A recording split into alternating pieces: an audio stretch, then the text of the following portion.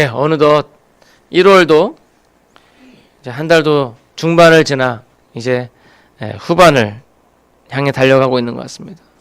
참 세월이 너무 빨리 가는 것 같아요. 그렇죠? 오늘 새벽 예배 시간에 시편 90편 말씀, 이 모세의 기도라는 이 시편을 통해서 참 인생 무상, 인생이 마치 풀과 같고 들의 꽃과 같다라는 그런 말씀을 묵상을 했는데, 그러나 우리가 하나님의 그 영혼을 바라볼 때 그 인생이 너무도 값지다라는 그런 내용을 보았습니다.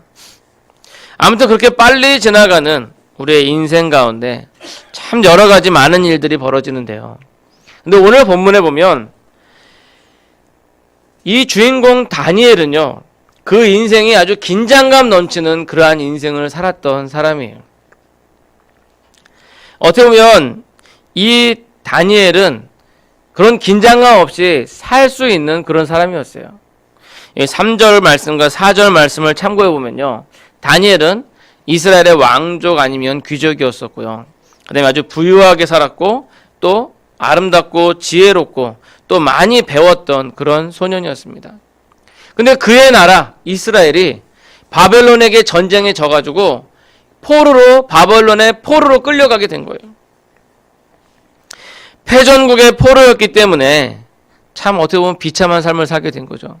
자기 나라에 살았으면 궁정에서 아주 편하게 살 수 있었을 텐데 전쟁에 져서 포로로 끌려가니까 아주 비참하게 살았던 거예요.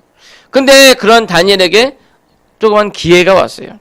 그 기회는 뭐냐면 이 바벨론 왕이 이 전쟁을 해서 포로로 끌고 가고서 어떤 정책을 폈냐면 그 유아 정책을 폈어요. 다시 말하면 포로로 끌려온 백성 중이라 할지라도 좀 머리가 좋고 똑똑하고 이러한 사람들은 잘 키워가지고 자기 나라 관리로 만들고자 한 거죠. 근데 어떻게 보면 이 바벨론 왕이 외교적이라든지 정치라든지 이런 부분에서 탁월했던 것 같아요. 왜냐면 이미 큰 사람들은 자기 민족관이 너무 강하니까 좀 어린 애들부터 데려다가 교육을 시켜서 자기네 나라 말을 가르치고 그렇게 해가지고 자기 나라에게 충성할 수 있는 그런 사람을 만들고자 했던 거죠. 아무튼 덕분에 그래서 궁정에 들어와서 좋은 대접을 받을 수 있게 되었던 것 같아요. 그러나 아무리 그렇게 좋은 대우를 한다 하더라도 엄연한 포로이고 그 다음에 내가 원하지 않는 그런 교육을 받아야 되는 그런 상황에 처하게 됐던 것이죠. 근데 오늘 본문에 보니까 이 소년들에게 또 다른 난관이 이제 이르게 됩니다. 그게 뭐냐면요, 왕의 진미와 왕의 포도주를 먹게끔 한 거예요. 여러분들 그게 뭐가 문제일까 싶겠지만요, 이게 이 당시에 그 바벨론의 어떤 풍습이랑 관련이 있어요. 왜냐하면 바벨론의 풍습은 뭐였냐면 먼저 이게 왕에게 이제 그런 음식이라는 걸 진상이 들어오잖아요. 그럼 진상이 들어오면 왕이 먼저 그것을 먹는 게 아니라 그것을 왕에 보면은 신전이 있어요. 바벨론에 그 신을 섬기는 신전이 있어요. 그 신전에 가서 먼저 제사를 드리고 난 다음에 그 다음에 그 음식을 왕이 먹어요. 그리고 왕이 먹고 난 다음에 그 남은 음식을 신하들이 먹어요. 이런 풍습이었기 때문에 여기서 얘기하는 왕의 진미라라고 하는 것은 뭐냐면요, 우상에게 드려졌던 음식이에요. 한마디로 얘기하면 제사밥. 제사밥이에요. 그런데 이 소년들은 어려서부터 하나님의 율법을 배웠던 사람이고 모세의 십계명을 배웠던 사람. 너희 우상을 섬기지 말라, 우상의 제물을 먹지 말라, 그런 교육을 받았던 그런 친구들이었기 때문에 이것을 먹는 것은 그들의 신앙을 포기하는 것과 같은 그러한 일이었다는 것이죠. 이런 상황 가운데 다니엘과 그의 친구들 하나냐와 미사엘과 아사랴라는 이 세 친구는 뭔가 큰 결단을 하게 됩니다. 그리고 그 결단 후에 하나님의 지켜주시는 그 이야기가 바로 오늘 본문 다니엘서 1장의 이야기입니다. 이 말씀을 통해서 우리가 2018년을 시작하면서 새로운 믿음의 결단과 그를 통해 주시는 하나님의 크신 은혜를 받아 누리는 그러한 한 해가 되시기를 간절히 소원합니다. 자, 여러분들이 믿음 생활 하시다 보면요, 뭔가 결단해야 될 때가 와요. 어떻게 보면 여러분 믿기로 결정한 것 자체가 하나의 결단입니다.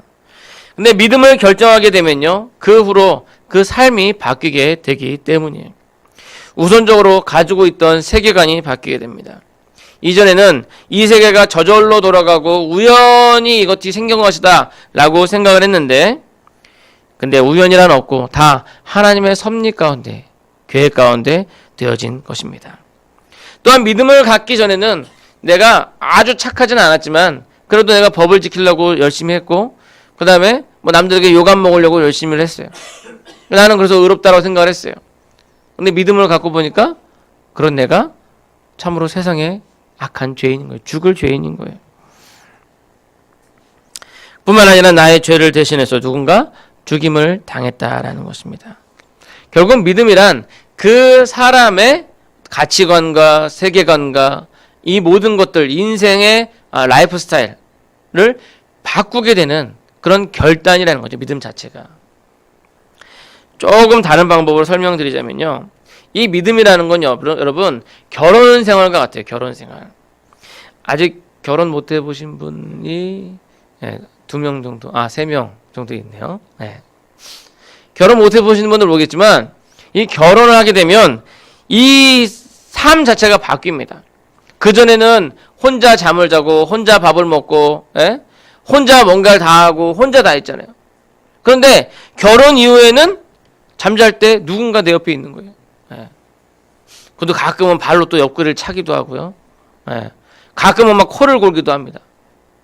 어떨 때는 좀 신경 쓰일 때가 있죠.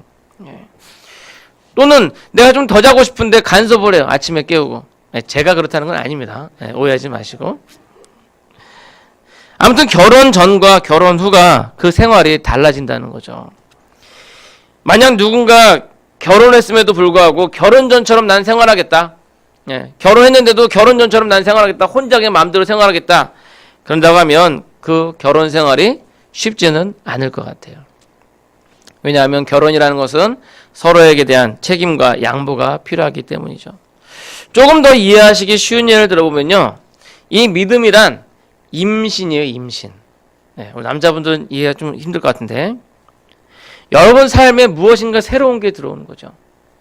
이전에는 내 마음대로 지냈는데 임신 초기에는 배도 별로 안 나오고 별로 티도 안 나는 것 같은데, 그래도 무거운 것도 잘 안 들게 되고 조심하게 되는 거죠. 그 다음에 희한하게 임신하면 전엔 내가 쳐다도 안 봤던 것이 먹고 싶을 때가 있어요. 그럼 어른들이 그러죠. 그거 네가 먹고 싶어서 그런 게 아니라 네 속에 아기가 먹고 싶어서 그러는 거야. 이 속에 뭐가 들어와 있으니까 삶이 바뀌어요. 나중에 배가 점점 나오기 시작하니까 이제 엎드려서 잠도 못 자고, 그 다음에 뭐 다니는 것도 힘들고 그래요. 아무튼 그런 것 때문에 나쁜 것도 다 먹지 않습니다. 술, 담배 이런 것도 자제하게 되죠. 물론 그렇지 않은 사람도 있는 것 같아요. 근데 그런 것은 아이에게 엄청 해롭다고 합니다. 좋아하던 것도 어쩔 수 없이 중단해야 되는 경우가 생깁니다. 왜냐하면 그 속에 귀한 생명이 자라고 있으니까요. 이제 내 삶보다도 그 생명을 위주로 한 삶을 살아가기 시작하는 거죠. 믿음이 마치 그것과 같습니다. 믿음 이후에는 삶의 스타일 자체가 바뀌어서 내 위주로 살았던 것이 아니라 이제는 예수님 위주로 우리의 삶을 살아가게 되는 거죠. 만일 바뀌지 않고 있다면 그것은 믿음이 없거나 아니면 아직 연약한 거죠. 아무튼 이러한 믿음은요, 결국 사람들로 하여금 뭔가 결단을 요구하게 만들어요. 오늘 본문의 다니엘과 하나냐와 미사엘과 아사랴 같은 경우 하나님을 믿는 믿음이 없는 아이들이었다면 아무 문제가 없었을 거예요. 만약 믿음이 없는 아이들이었다면 어이구 이게 웬 떡이야. 내가 포로로 끌려왔는데 이게 웬 진수성찬이냐. 내가 이 기회를 꼭 잡아서 왕의 눈에 잘 띄어가지고 왕 옆에서 내가 부귀영화를 누리리라. 아마 이렇게 생각을 했을 거예요. 그런 아이들은 믿음이 있는 아이들이었기 때문에 결단을 합니다. 궁전 밖에서 구경도 해볼 수 없는 그런 산의 진미, 그런 좋은 대우들을 이들은 포기하고, 왜? 하나님께서 이것을 싫어하시기 때문에 이것을 하지 않겠다라고 결단하는 거죠. 이처럼 우리가 신앙을 가지고 있으면요, 우리는 가끔씩 우리 신앙을 지키기 위해서 또는 우리의 신앙이 성숙되어지기 위해서 결단을 해야 될 때가 있습니다. 그리고 그런 결단을 통해서 우리의 믿음이 계속 성장하게 되는 거죠. 여러분 그냥 제자리에만 있으면 안 돼요. 처음 교회 등록한 상태에서 그 다음에는 그래 이제 매주 주일 성수해야 되겠다. 그 상태에서 이제 내가 주일날 교회에서 식당 봉사라도 해야 되겠다. 아니면 청소라도 해야 되겠다. 그런 직분자의 상태. 그런 식으로 우리가 계속 성장해야 하는 것이죠. 지난주 말씀드렸던 것처럼 믿음이란 생명이 있어서 성장을 합니다. 씨앗이 땅에 떨어져서 그냥 그대로 있는 것이 아니라 자라서 나무가 되는 것처럼 우리의 믿음이 점점 자라게 된다는 거죠. 그래서 우리가 예수님 믿고 구원받았다. 그걸로 끝이 아니에요. 구원은 시작입니다. 그래서 사도 바울은 빌립보서 3장 12절에서 이 얘기하죠. 내가 이미 얻었다함도 아니요 온전히 이루었다함도 아니라 오직 내가 그리스도 예수께 잡힌 바 된 그것을 잡으려고 쫓아가노라. 달려가노라 라고 말하는 거죠. 그렇게 달려가는 가운데 우리에게 필요한 것이 뭐냐? 그게 바로 결단이라는 거죠. 결단. 바라기는 오늘 다니엘과 하나냐와 미사엘과 이런 아사랴와 같은 그러한 믿음의 결단들이 여러분들의 신앙생활 가운데 있으시기를 간절히 소원합니다. 근데 여기에 또 다른 문제가 있어요. 무슨 문제냐면요. 그것은 바로 우리의 성장을 막는, 우리의 믿음을 방해하는 그러한 세력들이 꼭 있다는 거예요. 사탄 마귀는 우는 사자와 같이 삼킬 자를 찾는다라고 했습니다. 오늘 본 말씀을 보니까 이 다니엘과 하나냐와 미사엘과 아사랴가 이렇게 믿음의 결단하고 이걸 안 먹겠다고 하는데 이 환관장이 와가지고 이들을 설득을 해요. 여러분 이 관리는요 왕이 파견한 관리거든요. 아주 이 아이들에게는 막강한 권력을 가진 사람이었어요. 이 아이를 거기서 쫓아낼지 아니면 거기에 머물게 할지 그러한 1차적으로 왕이 고르겠지만 1차적으로 이 환관장이 그것을 선택할 수 있는 권리가 있는 아주 높은 직위의 사람이었어요. 당시에 포로들의 대우가 어떠했을까요? 남의 나라에 끌려와서 실제로 보면요 이때 포로로 끌려갈 때 이스라엘의 왕은요 유다의 왕은 두 눈이 뽑힌 채로 꽁꽁 묶여서 뻘거벗긴 채로 끌려갔어요. 그러니까 포로 생활이 그렇게 쉬운 건 아니죠. 여러분 일제강점기에도 보면 우리나라 사람들 일본에 많이 끌려갔잖아요. 일본에 끌려가서 있어도 뭐 좀 돈은 좀 벌고 있는 사람도 있었겠지만 어땠어요? 조센징이라 그래가지고 엄청난 멸시와 모욕을 당했잖아요. 그러한 고난을 한 번에 해결할 수 있는 기회가 바로 뭐냐? 이 왕의 관리가 되는 거예요. 이 환관장은 그것을 할 수 있는 권리를 가지고 있었어요. 그럼에도 불구하고 다니엘과 이 세 친구는요 왕의 진미를 거부한 거죠. 오늘 본문을 보면요 환관장이 다니엘에게 이르되 내가 내 주 왕을 두려워하노라. 그가 너희 먹을 것과 너희 마실 것을 지정하셨거늘 너희의 얼굴이 초췌하여 같은 또래의 소년들만 못한 것을 그가 보게 할 것이 무엇이냐. 그렇게 되면 너희 때문에 내 머리가 왕 앞에서 위태롭게 되리라 하니라. 어떻게 보면 상당히 정중하게 이야기를 하고 있죠. 이 아이들에게 정중하게 설득을 하고 있는 거예요. 근데 그 전에 9절 말씀을 보면 하나님께서 다니엘로 하여금 환관장에게 은혜와 긍휼을 얻게 하셨기 때문이다. 다시 말하면 이 환관장이 아이들에게 아주 정중하게 얘기를 했지만 그거는 하나님께서 환관장을 통해서 그렇게 정중하게 하게 하신 거지 실제적으로 얘기하면 야, 안 돼. 거절해요. 너희 왕의 짐이 먹어야 돼. 라고 얘기하는 겁니다. 아주 강하게 아주 이렇게 유순하게 얘기하는 것 같지만 아주 강하게 얘기하는 거예요. 결론적으로 뭐예요? 야, 니네 그거 안 먹으면 내 머리가 잘려. 내가 죽는다고. 이 당시에 관리는 왕권체제였기 때문에요. 잘못되면 관리가 목이 그냥 잘라지는 거예요. 우리가 그 요셉의 이야기에도 보면 알 수 있듯이 거기 왕의 그 포도주 맡은 사람, 떡 맡은 사람이 있는데 포도주 맡은 사람은 풀려나고 떡 맡은 사람은 그대로 참수당해서 죽었어요. 그러니까 이 환관장도 잘못되면 자기가 죽을 수 있는 상황이다 라고 하면서 아이들을 설득을 하는 거죠. 어떻게 보면 이 다니엘과 세 친구의 결단을 방해하는 것이 이 환관장에게는요 자기의 목숨이 걸린 것이기 때문에 아주 절실했던 거죠. 이처럼 우리의 신앙의 결단을 방해하는 일들은요 우리의 원수 사탄 마귀에게는 아주 절실한 겁니다. 그러기에 수단과 방법을 가리지 않습니다. 때로는 좋은 말로 이렇게 때로는 막 화를 내기도 하고, 때로는 막 고난을 주기도 하고, 막 당근과 채찍, 막 이런 식으로 막 이용을 하죠. 그래서 세상 속에 있는 그리스도인에 대해서 예수님께서 비유로 말씀하시기를 내가 양들을 이리 가운데 풀어놓는 것 같다라고 해요.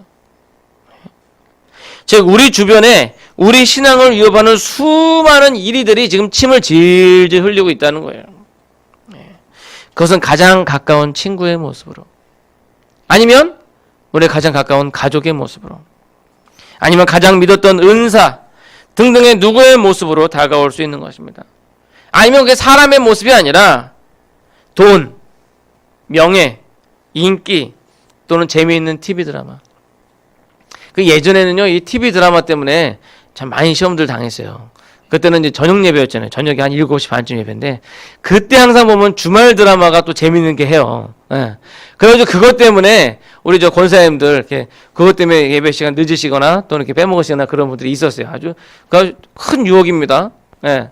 우리 남자분들은 아닌 것 같아요. 한일전 축구 난리 나죠, 막. 예. 전에 월드컵 할 때 교회가 좀 썰렁한 적이 있었어요. 예. 아무튼 이러한 것들, 우리 학생들 같은 경우는, 어린 학생들 같은 경우에는 TV에 나오는 유명한 아이돌 그룹, 아이돌 우상이잖아요. 예전에 제가 중고등부 때도 그때 당시에 유명했던 아이돌이 서태지와 아이들이었어요. 예. 그리고 영국에는 뉴키즈 언더블럭이라는 그런 그룹이 있었어요. 근데 제 후배가 그 콘서트 보러 간다고 교회를 안 나온다는 거예요. 그러더니 나중에는 아예 교회를 안 나왔어요. 콘서트장 계속 하고. 이런 유혹과 방해들이 많이 있습니다. 마치 여러분들 다이어트 결단하려고 그러면 희한하게 먹을 일이 많이 생기죠. 그러나 여러분, 그러한 방해들을 만날 때 중요한 것은요, 여러분들의 뜻을 굽혀서는 안 된다는 거죠. 어떻게 보면 다니엘이 생각할 때 이 환관장의 처지가 안타까워 보일 수가 있어요. 그래서 속으로 타협할 수 있어요. 아, 그래, 내가 뭐 잘못되는 건 괜찮지만 나 때문에 저 사람이 죽음을 당한다면 안 되지, 뭐 이렇게 자기 자신과 타협을 할 수도 있어요. 그러나 우리에게 신앙의 결단을 하는 데 있어서 방해가 있을 때 우리가 그것을 단호해야 된다는 거죠. 단호해야 되고, 우리가 해야 될 게 뭐냐, 하나님 앞에 우리에게 지혜를 간구해야 된다는 거예요.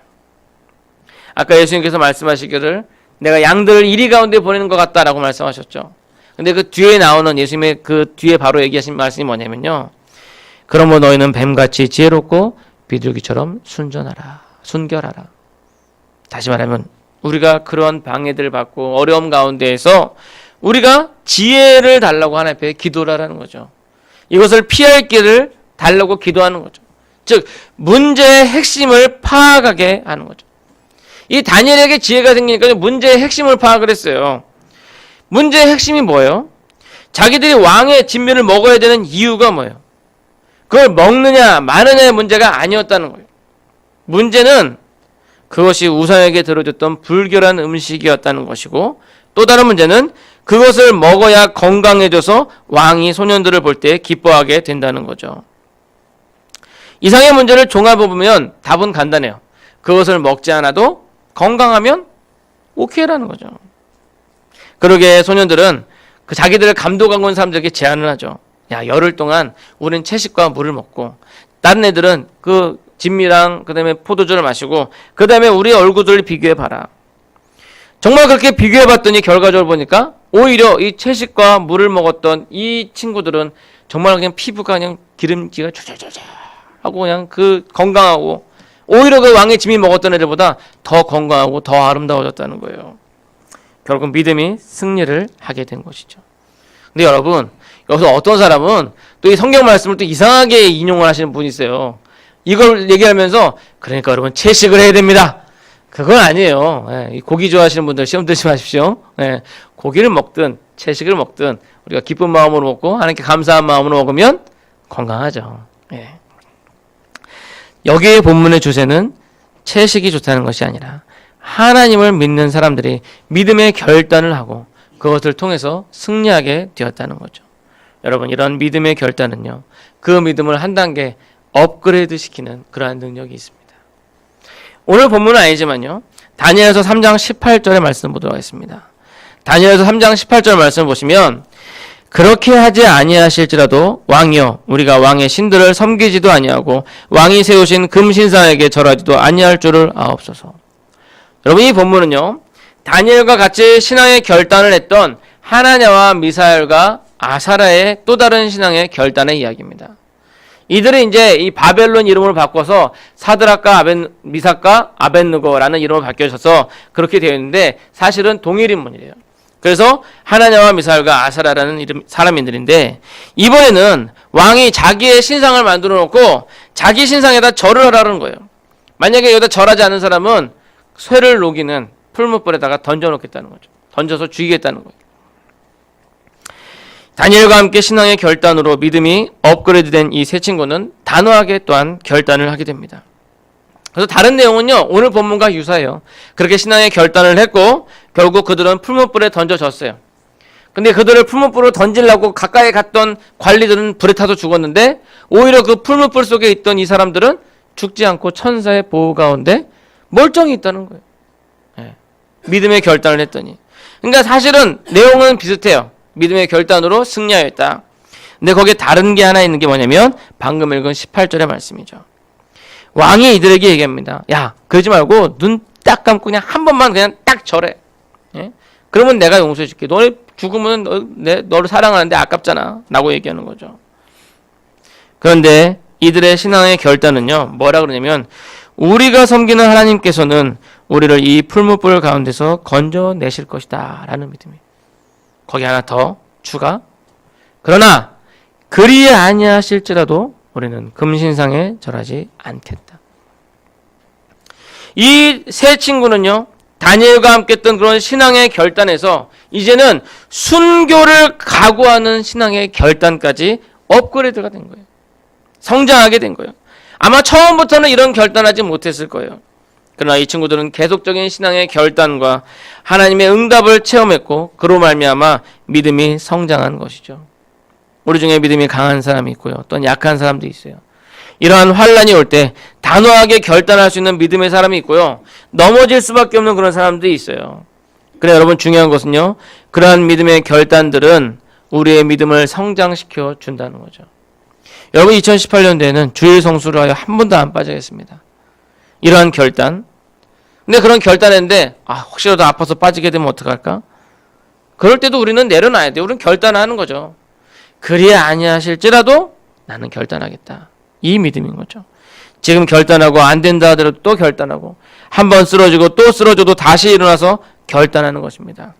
그러한 결단은요. 그래서 연습과 같아요. 연습. 그렇게 연습을 계속하다 보면 우리가 그것을 온전히 할 수 있는 단계까지 도달하게 될 것입니다. 그리고 그 믿음이 우리에게 닥쳐오는 환란의 시기에 우리가 그것을 이길 수 있게 해주시는 거죠. 우리가 교단마다 약간 좀 신학자마다 개석은 틀리지만 이 요한계시록 보면 닥쳐올 대환란의 시기가 있어요.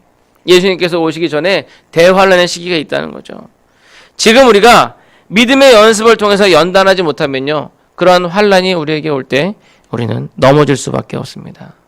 그러므로 여러분들 믿음으로 결단하시고 그것을 통해서 여러분들의 신앙을 계속적으로 업그레이드 시키시기 바랍니다. 믿음은요. 계속 자라야 돼요. 10년, 20년, 30년 교회를 다녔는데 믿음이 자라지 않고 계속 그 수준이면요. 그거는 죽은 믿음과 같다라고 얘기합니다. 그렇잖아요. 아니 나무를 심었는데 나무가 조금 싹이 나오는 것 같더니 뭐 10년, 20년 돼도 계속 그대로인 거예요. 자라질 않아. 그건 거의 죽은 나무랑 같은 거죠. 여러분, 믿음으로 결단하심으로 여러분들의 신앙을 계속적으로 성장시키시기 바랍니다. 이제 말씀을 맺고자 합니다. 오늘 다니엘과 그의 세 친구 하나냐와 미사엘과 아사라의 이 신앙의 결단을 통해서 여러분들 도전을 받으시기 바랍니다. 2018년도 1월도 이제 거의 다 갔습니다. 이제 열흘 정도만 지나면 벌써 2월이에요. 그렇게 세월은 우리가 한눈 파는 사이에 그냥 훅 하고 지나가 버리는 거예요. 이러한 때 여러분들의 믿음이 성장하시기를 축원합니다. 지금 있는 그 자리에 여러분들 안주하지 마시고 여러분들의 신앙의 결단을 통해서 한 단계 업그레이드 되시기 바랍니다. 지금껏 간신히 주일 낮 예배만 출석하셨다면 이제는 오후 예배도 한번 도전해 보시고요. 그냥 교회만 출석하였다면 올해는 교회 봉사하는 것도 한번 결단하시기 바랍니다. 그러한 결단으로 여러분들의 신앙을 업그레이드 시키심으로써 한 발 한 발 하나님께로 가까이 나아가는 거죠. 근데 여러분 잊지 말아야 할 것은요. 그러한 여러분들의 결단을 싫어하는 그런 영적인 무리들이 있다는 거죠. 분명히 여러분들의 결단을 방해하는 무언가가 있어요. 그럴지라도 여러분 넘어지지 마시고 하나님께 그것을 이길 지혜를 간구하시기 바랍니다. 하나님께서는 우리가 시험 당하는 걸 원하지 않으세요. 또한 우리가 감당치 못할 시험 당할 때는요, 시험 당할 즈음에 피할 길을 또한 우리에게 주시는 하나님이에요. 여러분들 기도를 하면 그것을 이길 힘도 또한 능력도 주시는 분입니다. 그리고 마지막으로 그리 아니하실지라도 신앙의 단계로 업그레이드 되시기 바랍니다. 우리 생각에는 이쪽 길로 가는 게 더 빠른 것 같은데 왜 운전자가 다른 쪽 길로 가지? 하면서 의아해할지 모르지만 그 운전자는요, 그 앞쪽에 사고를 내서 길이 엄청 막히고 있다는 것을 알고 있는 사람이에요. 우리의 전 인생을 아신 하나님께서 우리를 결국 선한 길로 인도하실 것이라는 그러한 믿음이 우리가 기도할 때 그리 아니하실지라도 선하신 하나님을 의지할 수 있게 하는 믿음을 줄 것입니다. 여러분, 이 믿음으로 올 한 해 승리하시고 계속적으로 성장하는 그러한 믿음의 사람들 되시기를 간절히 소원합니다. 기도하시겠습니다.